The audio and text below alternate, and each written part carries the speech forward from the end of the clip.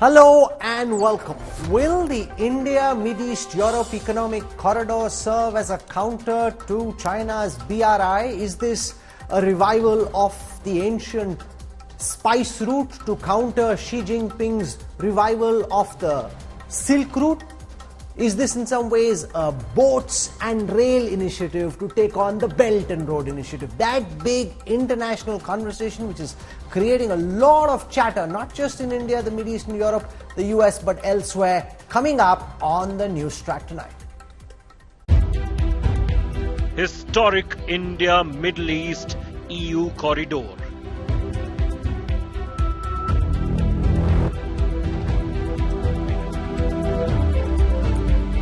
Mega win from India's G20.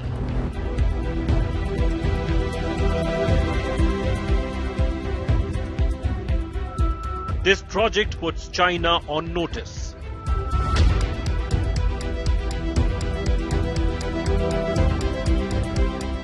Spice route versus Silk route.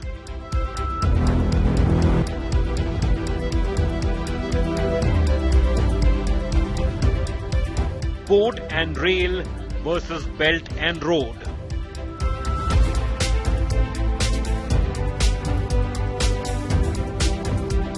Geopolitical clash with historical roots. Big focus on News Track. One of the big takeaways of the G20 summit in India was the announcement of the India-Middle East-Europe corridor. This historic project puts China's BRI on notice as it's billed as a counter to Xi Jinping's designs to try and revive the ancient Silk Route.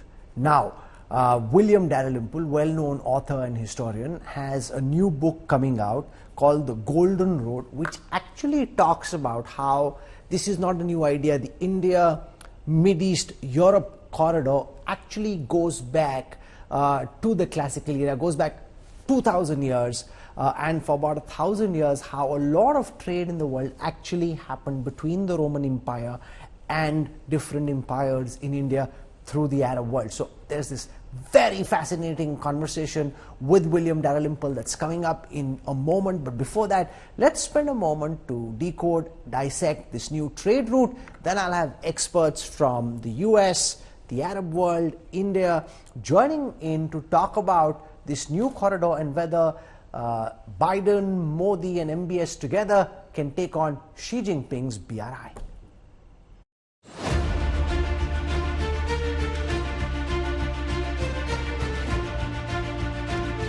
A new era of diplomacy, a new age of connectivity.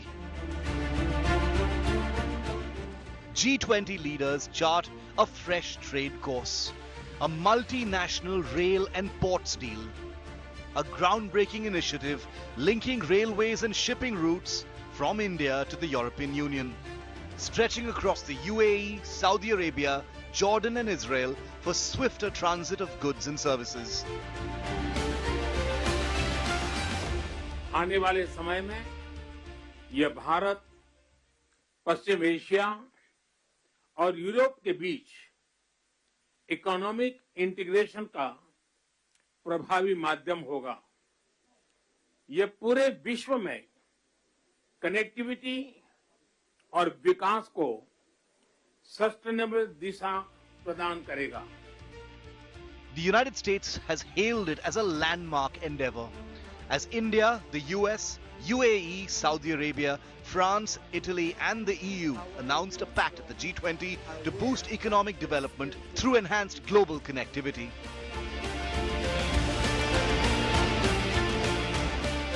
It's about creating jobs, increasing trade, strengthening supply chains, boosting connectivity, laying foundations that will strengthen commerce and food security for people across multiple countries.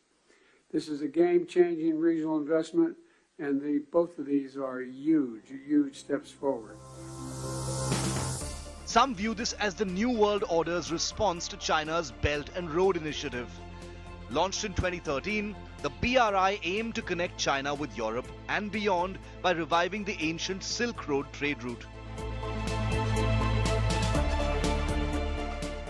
that also explained the absence of Xi from G20 this time around. Not only did you see Italy withdrawing from the BRI, but you also saw a bunch of European nations joining up, teaming up with the Middle East and India to put together a new connectivity offering. Something, let's be very clear, is a determined alternative to the BRI. Now, this is $47 trillion of GDP in terms of the countries who have signed up for this agreement. Yet some global strategists foresee significant challenges in developing the proposed corridor as a competitor to China's BRI. This is still a comparatively small announcement in the context of the money that BRI is putting out around the world, even with China under more economic difficult circumstances today.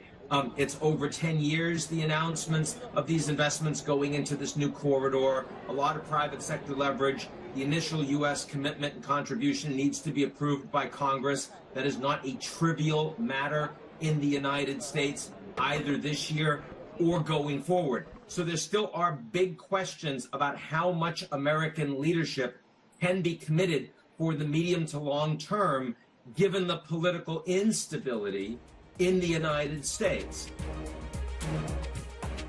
India clarifies its position, stating there's no need to draw parallels with China. This new trade route complements age-old practices of global commerce. I really don't think everything needs to be compared with China. I mean, China does its thing; it's welcome to do it. But I think I as India don't have to do things because China is doing something. I as India have my interests, my rights, my ambitions, my opportunities and my friendships. I'm trying to do something which the world of commerce has done for 2000 years, which is to take two very important parts of the global economy, Europe and India. The world reimagines commerce to redefine global trade dynamics. Bureau Report, India Today. The India-Middle East-Europe Economic Corridor announced at the G20 summit goes back to an ancient trade route between the Indian subcontinent and the Roman Empire. The existence of this trade route peaked in the early centuries of the Common Era, and it's been known for a long time. However, the scale of this ancient trade route is emerging only now. William Dalrymple, well-known author, historian, has a new upcoming book, The Golden Road, which delves into this subject in detail. And William Dalrymple now joins us on the news track. In fact, his argument is that this is a far more significant trade route than even the Silk Route, which China is trying to push as its idea for the Belts and Road Initiative. So thank you very much, Mr. Dalrymple, for joining us from London. Absolute pleasure having you with us. Could you start by explaining to our viewers, as we look at this India, Mid-East, Europe corridor in the current geopolitical context, can you give us a historical context in terms of the ancient roots of this trading route? Mr. Dalrymple, welcome. Sure. I think when people anywhere in the world think about trade between Europe and Asia, the first thing that now comes to their mind is the idea of the Silk Road. That's this concept of an overland route, very romantic idea of camel caravans laden with silk and spices crossing the Pamirs. And the traditional conception of this is something that links China with the Mediterranean, with the Roman world in the Mediterranean. But actually, the Silk Road is a very modern idea. It was only invented in the 19th century by a German geographer called von Richthofen. It only came into the English language in the 1930s and only really became popular in the last 20 or 25 years. And has in a sense been militarized by Xi Jinping and the idea of the Belt and Road, the idea that this is an ancient trade route that could be revived. While if you look at the classical period, at the time of the Romans, the big east-west trade route was nothing to do with China at all. It was with India, and it happened not over land, but over the sea, up the Red Sea. And what allowed Indian sailors and the Romans to come backwards and forth with surprising ease was the winds of the monsoon. The Tibetan plateau heats up in summer and it cools in winter. And this creates a very predictable wind pattern, which allows you to sail from India to the Red Sea, to the Egyptian coast, in as little as 6 weeks if you've got the wind behind you. You then have to wait for the wind to turn, but you can then come back when it does in an equally quick time. 5 or 6 weeks is all it takes to sail from Egypt to India. Okay. And at the time of the Romans, this wasn't just sort of something that a few explorers and intrepid mariners did. This was a major world economic route. And we have records of the Roman geographer and economist Pliny complaining that all the gold in the Roman world was bucketing out towards India, because he said he was a very puritanical ex-soldier, and he said that all these decadent Roman women want to wear silk from India, they want gems to cover their breasts, they want all this sort of foreign exotica. He's saying, why can't they just be happy with good, Roman wool? And he says that there were 250 Roman cargo vessels alone, leaving just one port a year in his time, and sailing to India. And the ports in India was Bharuch, which is modern Gujarat, Muziris, which is near Cochin in Kerala, and the Paducah, which is beneath modern Pondicherry.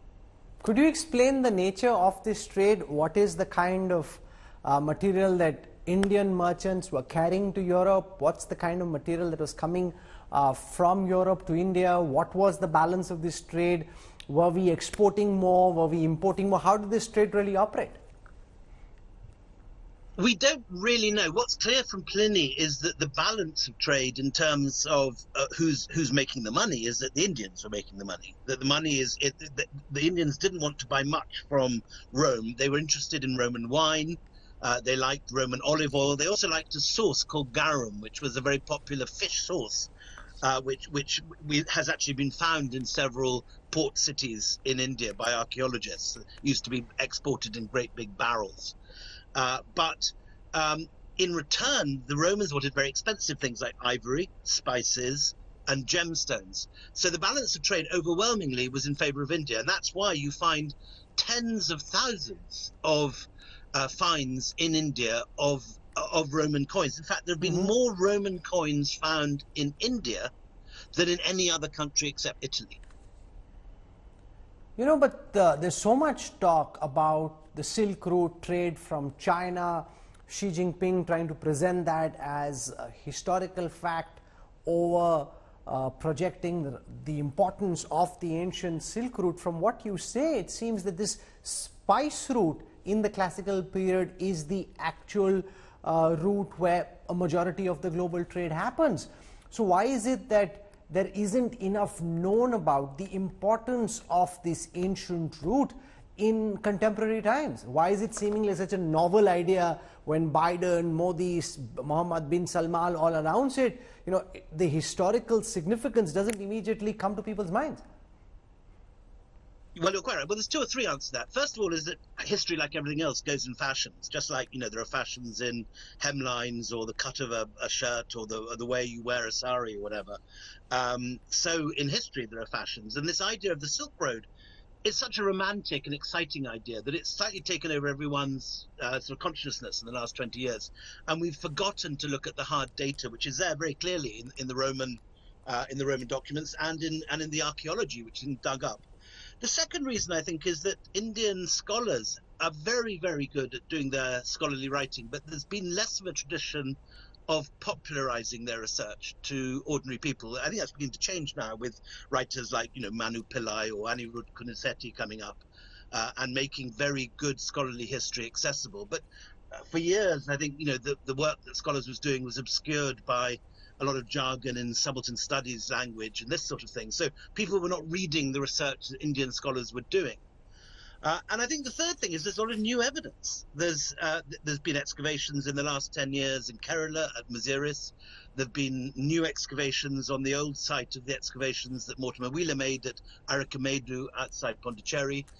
And most excitingly, there's been a major excavation in Egypt at the main port that the Indian sailors used on arrival, which was a place called Berenike.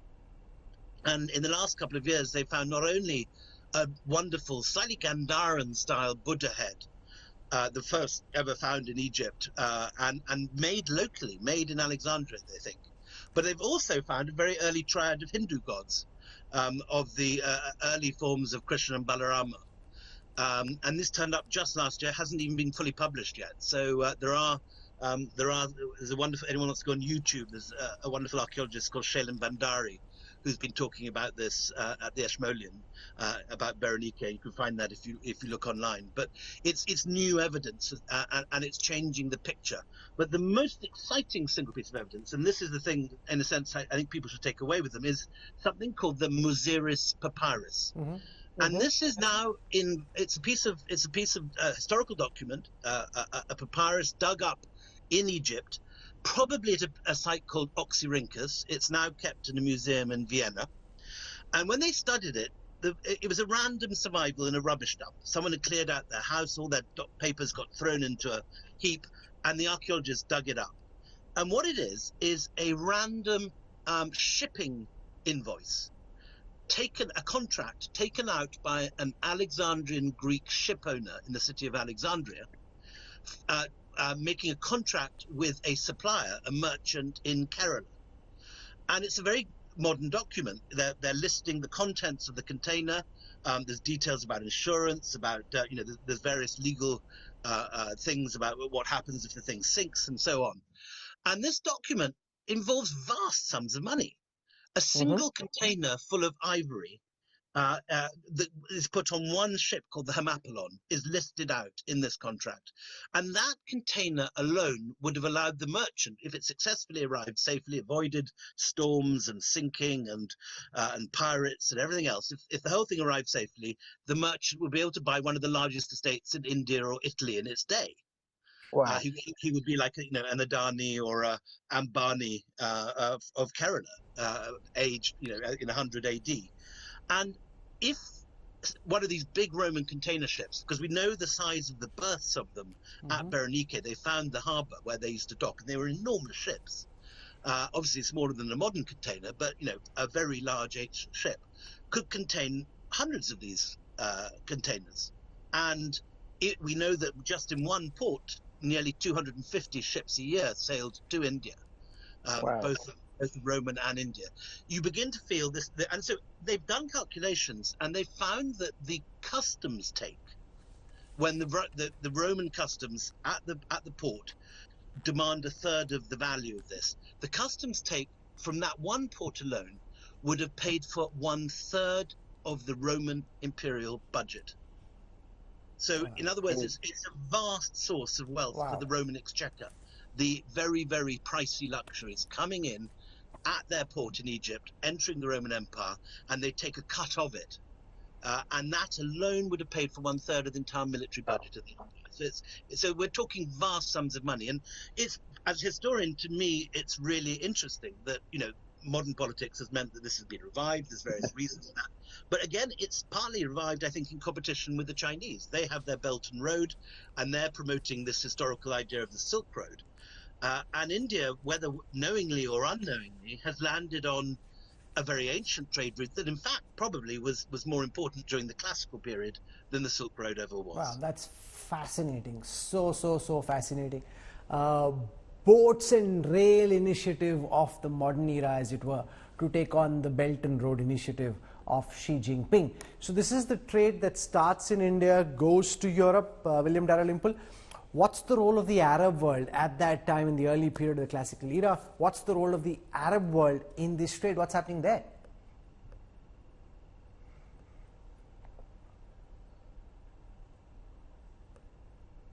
So, complicated question. So first of all, during the Roman times, the Arabs were not placed in a sense where we think of them today. So Egypt was not an Arab country in those days, and it was a Roman and a Greek and Egyptian country. There are 3 different races living in Egypt. So the Arabs at that point control areas such as Yemen and Aden, which controlled the frankincense route. And that was another of the very important imports into the Roman Empire, because it was what incense for temples was made from. And so that's part of it. But the famous period of Arab dominating the sea road comes, in a later period, when you have the Mamluks in charge of Egypt in the 12th, 13th, 14th centuries. And that's another great period of sea trade between India and the Mamluks, because the coast of India has many Muslim principalities on the western coast by that stage, who are trading directly with their co-religionists in Egypt and the Gulf. So this is something which is an essential part of Indian history, simply because the monsoon winds have always allowed sailors to do this. All Indians need to do, unlike any other nation in the world, is put up a sail, and they go in one direction for half the year, and they go in the other direction in the other half. It's a major natural asset of India, that it's always led to it being a great trading and seafaring nation. That's why you've got huge Indian diaspora all over the west, the east coast of Africa. It's why you've got Hindu temples all over Angkor Wat and the coast of Cambodia and Thailand.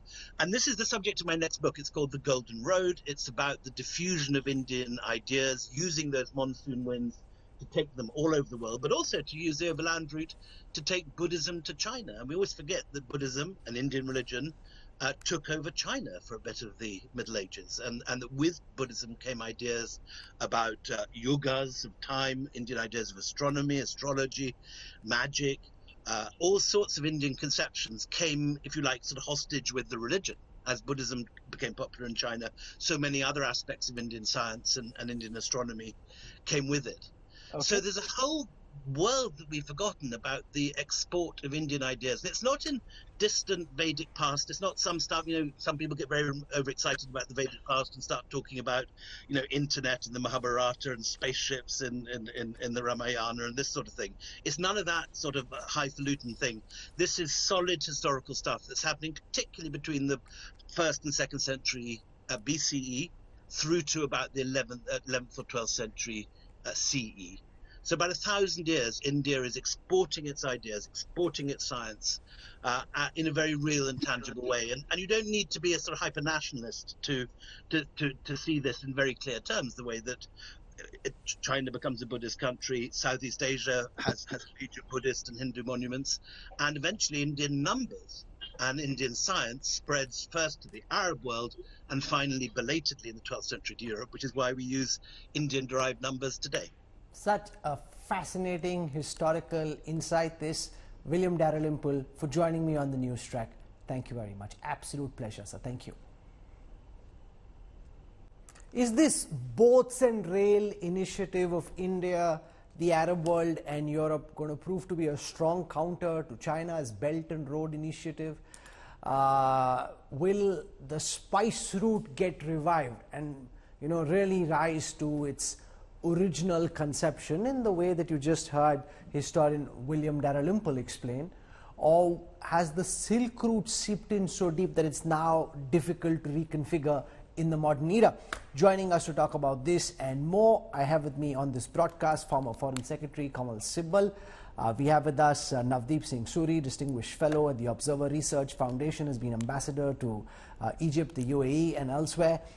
We have with us Andrew K.P. Loing, China strategist analyst, joining us from Hong Kong. And for a perspective from Washington, D.C., I have Michael Kugelman. I want to start by asking Kanwal Sibbal about the moment of this announcement on the sidelines of the G20. The details not fully out in terms of the exact route, but the idea is to revive the old spice route, India, the Arab world and Europe. Do you think that this has the capacity and the potency to be a strong counter to China's Belt and Road? I think this initiative of India, Middle East, Europe corridor has a logic of its own, and we should not diminish its importance by talking about it as a competitor or a rival to the BRI. The BRI had a logic of its own, given China's huge financial resources, its huge overcapacities in many areas, its ambitions to be a global power. After all, if it has become the largest exporting country in the world, it means it has to export, it has to find markets, and it is combining both his manufacturing capacities and his financial capacities to develop these linkages through the BRI. That's fine. But that doesn't mean that countries like India or others have to think of rivaling them, because there is a logic of its own in terms of our connections to the Gulf countries, especially. If you've seen the transformation that has taken place in our relations with the Gulf country, it makes eminent sense. We signed an FTA with the UAE. We are thinking or hoping to sign with the GCC. Our relations with Saudi Arabia have been totally transformed. These two countries have huge and ambitious plans to transform and modernize their economies. You look at their 2030 vision documents and you can see what they are planning. India has a huge presence in this region in terms of manpower, including people who are technically qualified, as well as our energy resources come from this area. We have a lot of remittances coming from this area. Defense cooperation is on the anvil. There is the whole issue of food security, because these countries don't grow their own food. And India can actually give them assured food supplies by developing our agriculture in order to subserve their needs. But Navdeep Suri, what concerns me is the fact that some of these countries in the Arab world have fraught relations. You've served as an ambassador in different parts of the Arab world. At this moment, it seems that there is growing, not proximity, but at least the differences are being kept on the side. They're trying to work together, but we well know that that could change at any time. So you've made all this effort, made the investment, and relations turn, and we've seen this happen. There have been times when we've spoken about a Chabahar port, we've spoken about letting something pass through or near Pakistan, and then things change. So is that concern going to stay, that at this moment relations seem a certain way, at a point in time in the future relations could change? Well, this is what the financial experts would call political risk, right? Which exists in many different dimensions. But I think, if we look at the map, really, apart from Europe, France, and Germany, where you wouldn't think much political risk, the House of Saud has been around for 100 years. In Saudi Arabia, the Nahyans have been ruling family in UAE for about 150 years now. So you would be able to call them reasonably stable monarchies in the context of monarchies. So I think the fact that the presidents of both UAE and Saudi Arabia were present around the table when this announcement was made, and previously in May, the national security advisors of the four countries had also met in Riyadh. Yeah, but there's talk about Israel using the Haifa port as well as part of the same corridor.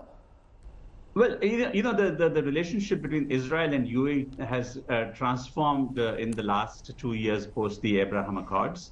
There's a lot going on beneath the surface between Israel and Saudi Arabia, and we keep seeing reports about the Biden administration trying to stitch together a grand bargain where relations would also be established between Israel and Saudi Arabia.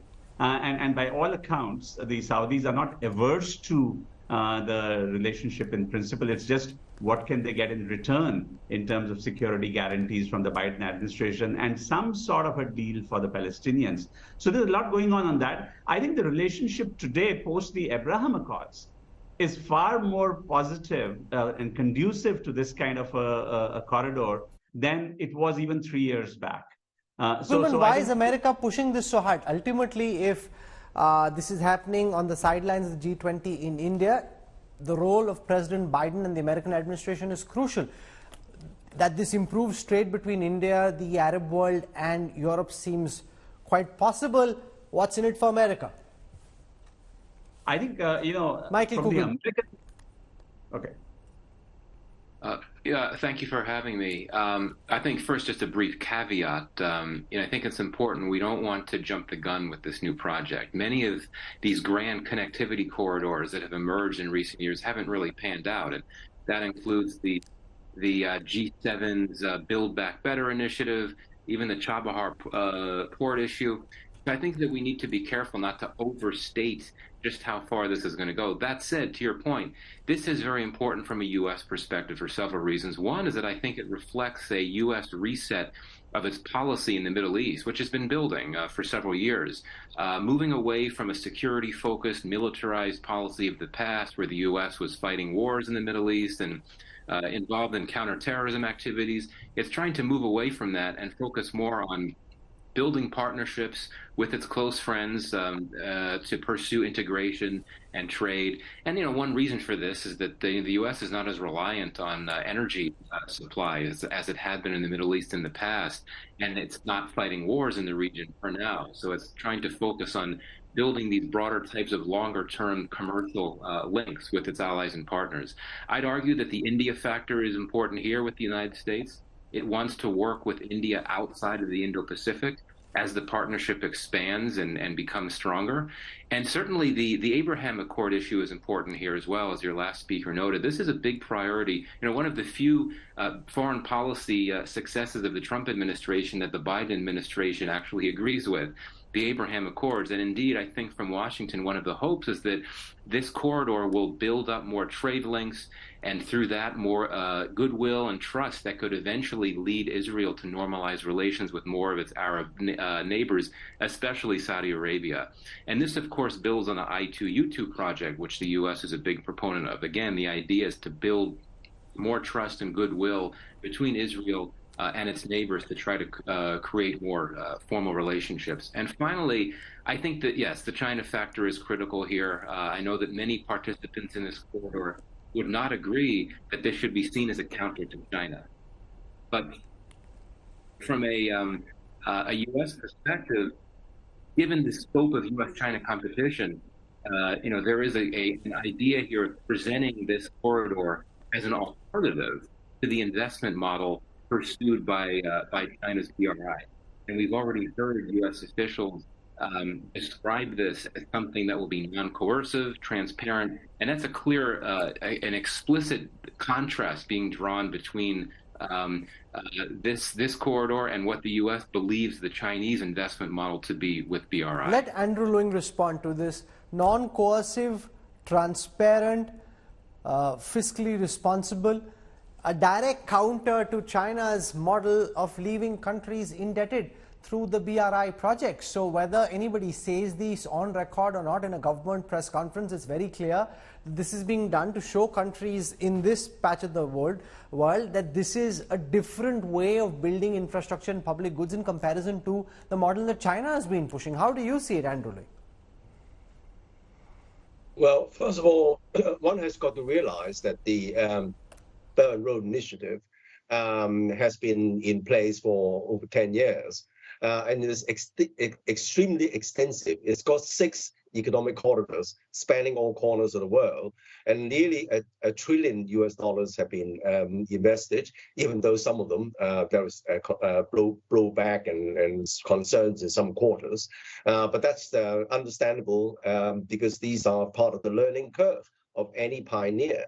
But as far as the Belt and Road Initiative is concerned, it is based on the fact that China is the largest trading partner to 128 countries around the world across the group, and not just in single region. And that's why there are 6 economic corridors. And it's based on the real trade, and the host countries have a very close trading partnership. I think China's the greatest trading partner. 128 countries compared with only 58 for the United States, let alone India. So the idea that this India, Middle East, and Europe corridor is going to displace the Belt and Road is a bit of it's not about displacement. I don't think, Mr. Lewing, it's about displacement. It's about showing an alternative model. China building infrastructure a certain way, leaving countries in Africa and elsewhere deeply indebted. India, Saudi Arabia, UAE, America getting together to show that infrastructure can be built a different way as well. So it's not about displacement, it's about offering an alternative instead. Well, I think that China welcomes this Indian initiative because the more the world is connected, the more China, as the largest trading nation, would benefit. I don't think that China regards this new initiative negatively. And as far as the perceived problems of the Belt and Road is concerned, as I said, as part of the learning curve, as for indebtedness, it's instructive that UK-based think tank, a UK-based charity called Debt Justice, released a report only recently. They look at the indebtedness of a lot of developing countries, and they found that, in fact, they owe most of their debt to Western commercial lenders rather than to China. So I'm not saying that China is exceedingly, sort of whiter than white, but on the other hand, as I said, it's part of the learning curve, and the debt resilience of the host countries is a big area for China to study. But as far as Mr. Luing, that China didn't necessarily want to leave the beneficiary countries indebted because they were doing it for the first time.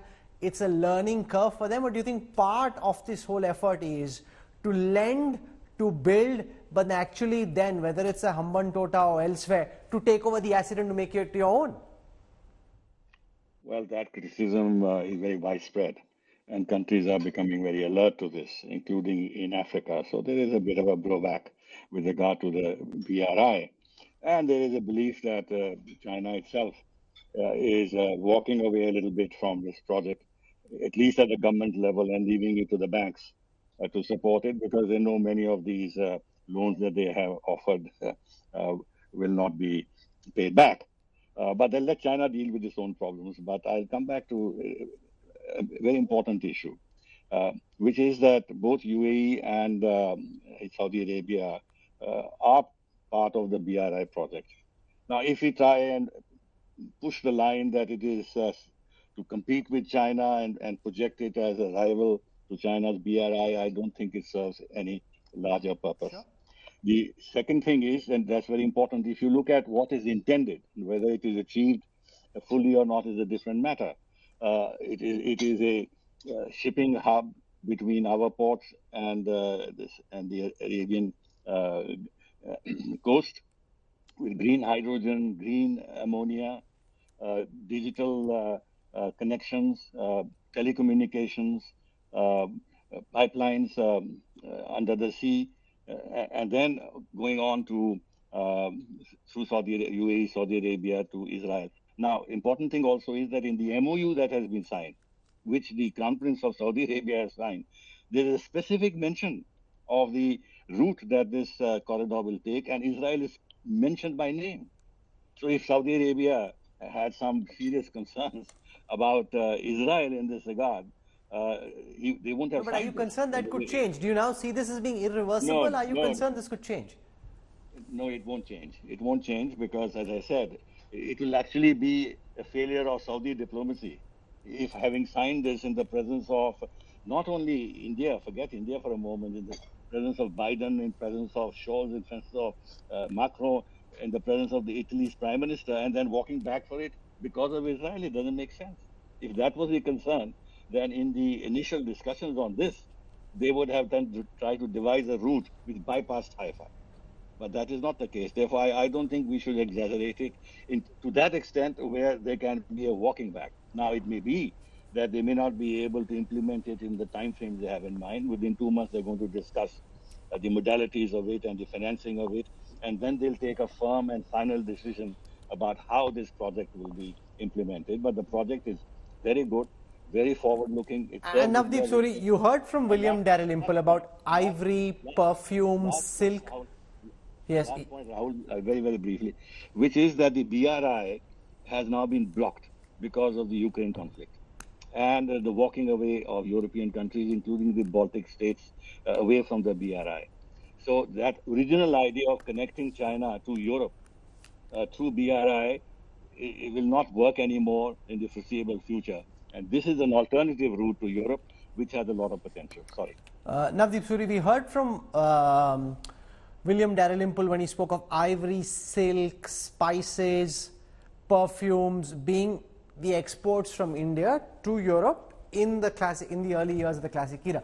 What do you see now as largely being stuff which Europe can send to India, India can send to Europe from this route? Because why I ask this is you don't want a situation where you build this infrastructure and then it doesn't get optimally utilized and it becomes a white elephant of sorts.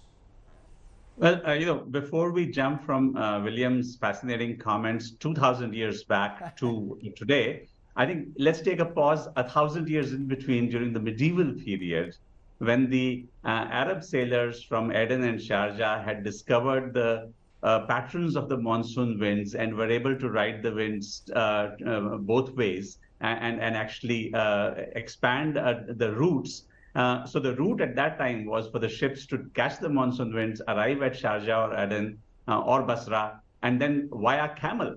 That was the route across the desert to take the materials to either an Egyptian port just south of Safaga or to the Mediterranean directly. But the shortest route to the Nile was from Safaga, and then it would be put on boats and taken to the Mediterranean and onward to Europe. So the route that William talked about wasn't just then.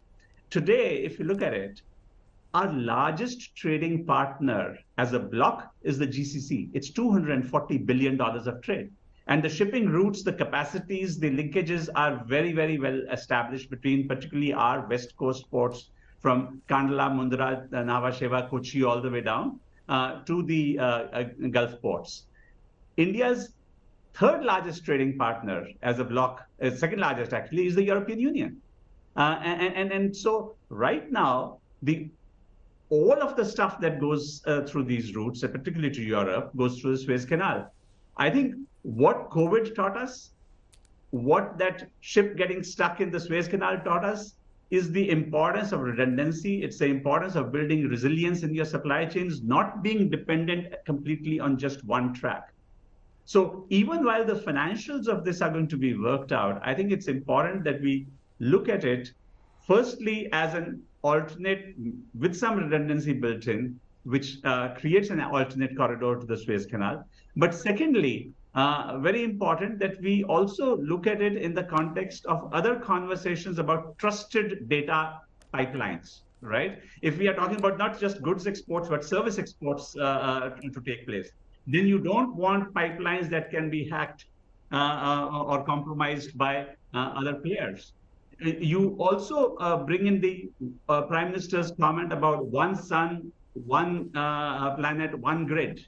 And you know, the fact that you can have electricity grids connected, and there's already conversations going on between India and UAE, India and Saudi Arabia on grid interconnectivity using solar from both sides. I think these are very ambitious plans, and it's important not to just focus ourselves on physical movement of goods, but movement of products that you don't think of seeing, which are not visible. That's an important point you make. The more I think about this, the deeper the logic seems to be behind this announcement, Michael Kugelman.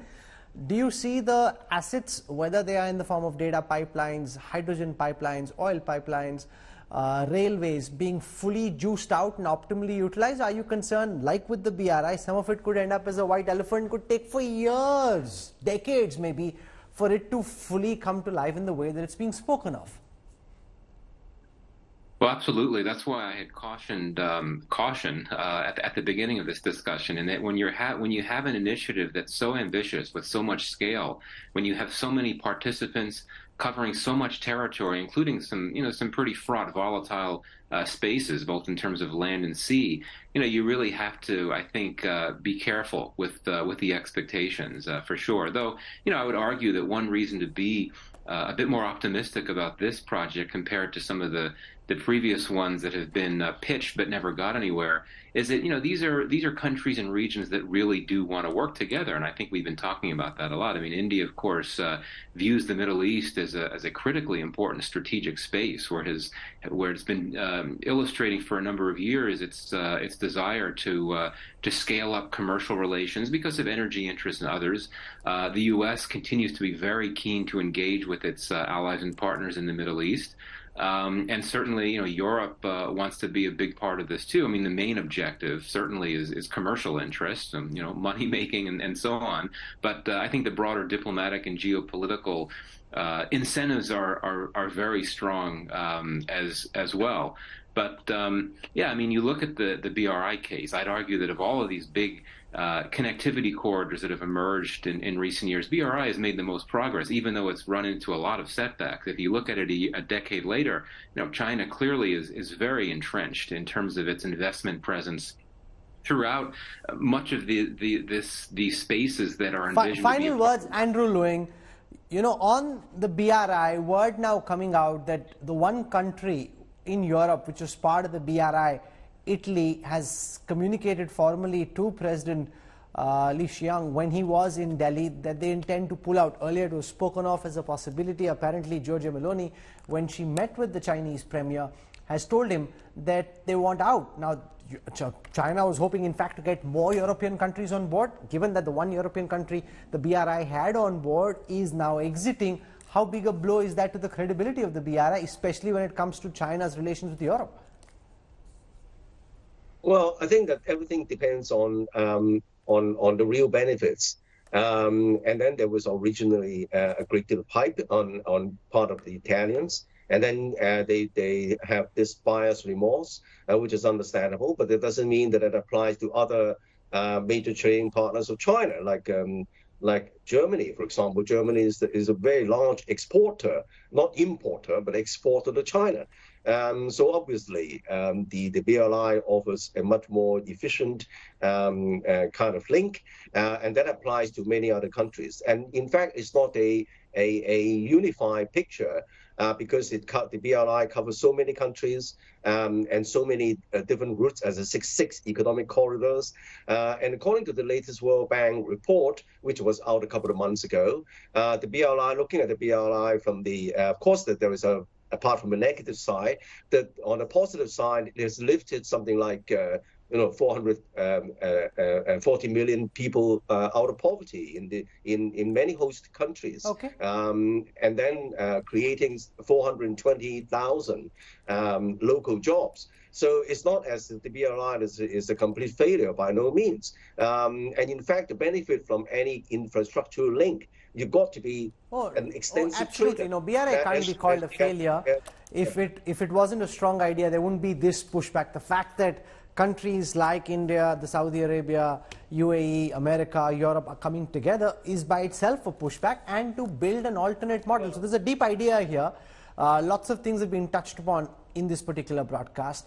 Let's actually see how it pans out, because as Michael Kugelman warned, you can have a great idea, but to translate an idea as enormous in size and scope into reality is a whole different matter altogether. For the time being, Andrew Lewin, Kanwal Sibbal, Navdeep Suri and Michael Kugelman for joining me on the News Track. Thank you very much.